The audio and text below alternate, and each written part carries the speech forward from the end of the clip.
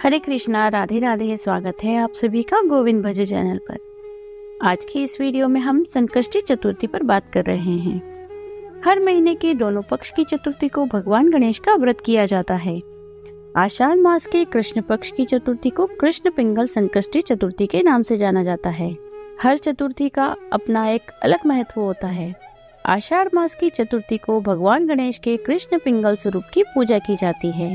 मान्यता है कि जो कोई भी भगवान श्री गणेश के कृष्ण पिंगल स्वरूप की पूजा करता है, व्रत करता है, उसकी सभी मनोकामनाएं पूरी होती है। संतान चाहने वाले को संतान की प्राप्ति होती है, धन चाहने वाले को धन की प्राप्ति होती है।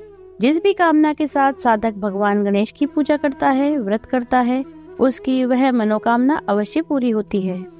तो आइए जानते हैं कृष्ण पिंगल संकष्टी चतुर्थी व्रत की कथा। बोलिए श्री गणेश भगवान की जय। द्वापर युग में महिष्मती नगरी में महीजीत नाम का एक राजा था।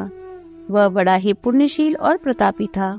अपनी प्रजा का पालन पुत्र की तरह करता था, किंतु संतान न होने के कारण उसे राजमहल का वैभव अच्छा नहीं लगता था। वेदों में भी निसंतान का जीवन व्यर्थ ही माना गया है। यदि संतानहीन व्यक्ति अपने पितरों को जल भी दान करे तो उसके पितृगण उस जल को गर्म जल के रूप में ग्रहण करते हैं। इसी असमंजस में राजा का बहुत सा समय व्यतीत हो गया। उसने पुत्र प्राप्ति के लिए बहुत से दान किए, फिर भी राजा को पुत्र प्राप्त नहीं हुआ। जवानी ढल गई, बुढ़ापा आ गया, किंतु वंश वृद्धि नहीं हुई। राजा ने विद्वान ब्राह्मणों और प्रजाजनों से इस संबंध में परामर्श किया। राजा ने कहा, हे ब्राह्मणों, हे प्रजाजनों, हम तो संतानहीन हो गए हैं। अब हमारी क्या गति होगी? हमने तो जीवन में कभी कोई पाप भी नहीं किया। मैंने कभी अत्याचार के द्वारा धन संग्रह नहीं किया। मैंने तो सदा प्रजा का पुत्र की तरह पालन किया, धर्माचरण के साथ पृथ्वी पर शासन किया, चोर डाकुओं को दंडित किया, इष्ट मित्रों के भोजन की व्यवस्था की, गौ ब्राह्मणों का हित चिंतन करते हुए शिष्ट पुरुषों का आदर सत्कार किया, फिर भी मुझे पुत्र प्राप्ति नहीं हुई। पता नहीं इसका क्या कारण है। तब ब्राह्मणों ने कहा, हे महाराज, हम वैसा ही प्रयत्न करेंगे जिससे आपके वंश की वृद्धि हो सके। इस तरह कहकर सब लोग कुछ उपाय सोचने लगे। सारी प्रजा राजा के मनोरथ की सिद्धि के लिए ब्राह्मणों के साथ वन चली गई। वन में उन लोगों को एक श्रेष्ठ मुनि के दर्शन हुए। वे मुनि निराहार रहकर तपस्या कर रहे थे। ब्रह्मा जी के समान वे आत्मजीत, क्रोधजीत और सनातन पुरुष थे। संपूर्ण वेद विशारद और अनेक ब्रह्म ज्ञान संपन्न वे एक महात्मा थे। उनका निर्मल नाम लोमश ऋषि था। प्रत्येक कल्पांत में उनके एक एक रोम पतित होते थे, इसलिए उनका नाम लोमश ऋषि पड़ गया था।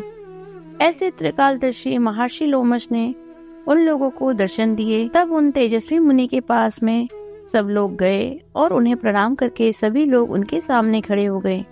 मुनि के दर्शन करने से वे सभी बड़े प्रसन्न थे। परस्पर कहने लगे, हम लोगों का सौभाग्य है जो ऐसे मुनि के हमें दर्शन प्राप्त हुए। इनके उपदेश से हम सभी का मंगल होगा। ऐसा कहकर उन सभी ने मुनिराज से कहा, हे ब्रह्म ऋषि, हम लोगों के दुख का कारण सुनिए। अपने संदेह के निवारण के लिए हम लोग आपके पास आए हैं। हे भगवान, आप कोई ऐसा उपाय बताइए। तब महर्षि लोमेश ने पूछा कि सज्जनों, आप किस कार्य से आए हैं? मुझसे आपका क्या प्रयोजन है? स्पष्ट रूप से कहिए, तभी तो मैं आपके संदेह को दूर कर सकूंगा। तब प्रजाजनों ने कहा, हे मुनिवर, हम महिष्मती नगरी के निवासी हैं। हमारे राजा का नाम महीजीत है। वह राजा ब्राह्मणों के रक्षक, परमात्मा, दानवीर, शूरवीर और मधुरभाषी हैं। उन राजा ने हम लोगों का पालन पोषण किया, किंतु ऐसे राजा को आज तक संतान की प्राप्ति नहीं हुई। हे भगवान, माता पिता तो केवल जन्मदाता होते हैं, किंतु राजा ही वास्तव में पोषक और संवर्धक होता है। उसी राजा के निमित्त हम लोग इस वन में आए हैं।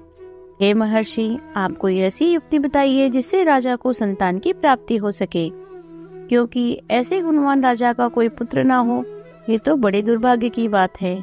हम लोग परस्पर विचार विमर्श करके इस वन में आए हैं। सौभाग्य से ही हम लोगों ने आपका दर्शन किया है। हे मुनिवर, किस व्रत, किस दान, किस पूजन करने से राजा को पुत्र प्राप्त होगा?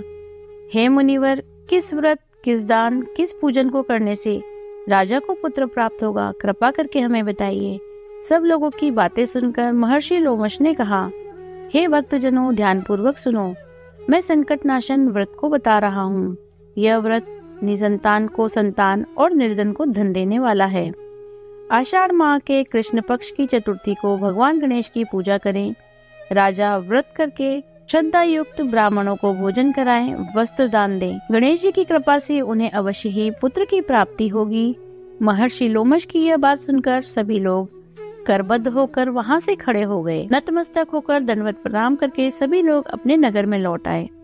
वन में घटी घटनाओं को सभी प्रजाजनों ने राजा से कहा और प्रजाजनों की बात सुनकर राजा बड़े ही प्रसन्न हुए।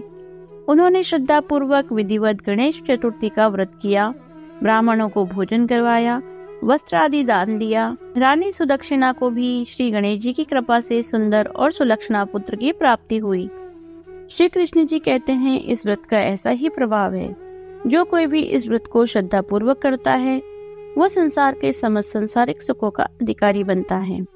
इस दिन भगवान गणेश की पूजा करके भगवान गणेश के मंत्रों का जाप करना चाहिए।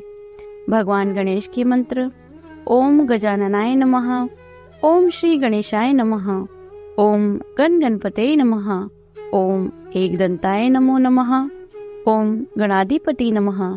बोलिए श्री गणेश जी महाराज की जय। आइए अब जान लेते हैं गणेश चतुर्थी के दिन किया जाने वाला एक बहुत ही आसान उपाय, जिसे करने से भगवान गणेश शीघ्र ही प्रसन्न हो जाते हैं। गणेश चतुर्थी के दिन पूजा करके ओम गण गणपते नमः इस मंत्र का जाप करते हुए श्री गणेश भगवान को 17 बार दुर्वा अर्पित करने से जीवन की बड़ी से बड़ी परेशानी से छुटकारा मिल जाता है।